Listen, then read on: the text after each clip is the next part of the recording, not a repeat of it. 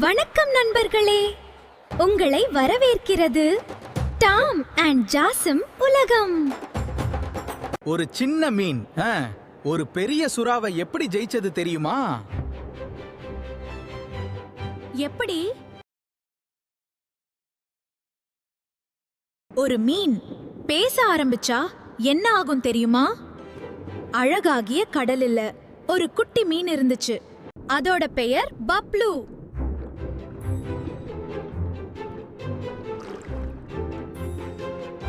ஒரு நாள் அது பேச ஆரம்பிச்சு. மற்ற மீன்கள் ஷாக் ஆகிடுச்சு.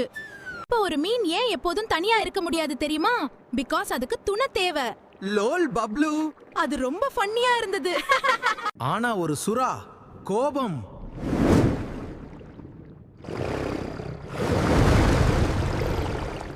நான் தான் கிங்.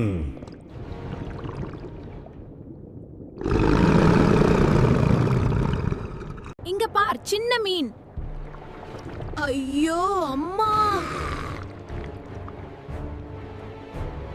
நான் பேச வேண்டாமா? நான் பேச வேண்டாமா? ஒரு புத்திசாலி ஆமை டைட்டி வருது. உன் டேலண்ட் யூஸ் பண்ணு. அது ஃபன்னி வாய்ஸ்ல சுறாவை கன்ஃபியூஸ் பண்ணுது.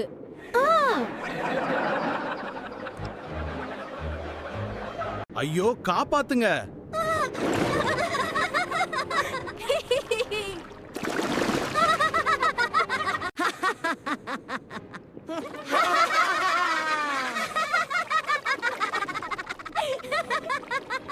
Bablu, confidence back. கோ ஹம்ஃபா. நான் வேற மாதிரி. அதான் என் ஸ்ட்ரெங்த். அது என் power.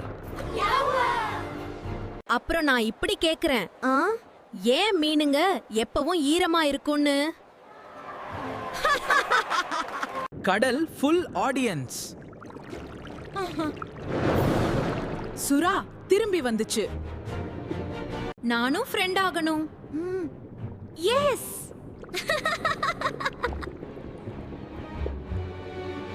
Talent plus kindness equals real power. That's Confire. Look back for help. இந்த ஸ்டோரி பிடிச்சிருந்தா லைக், ஷேர் பண்ணுங்க. Follow for more. Thanks for watching. Like and subscribe.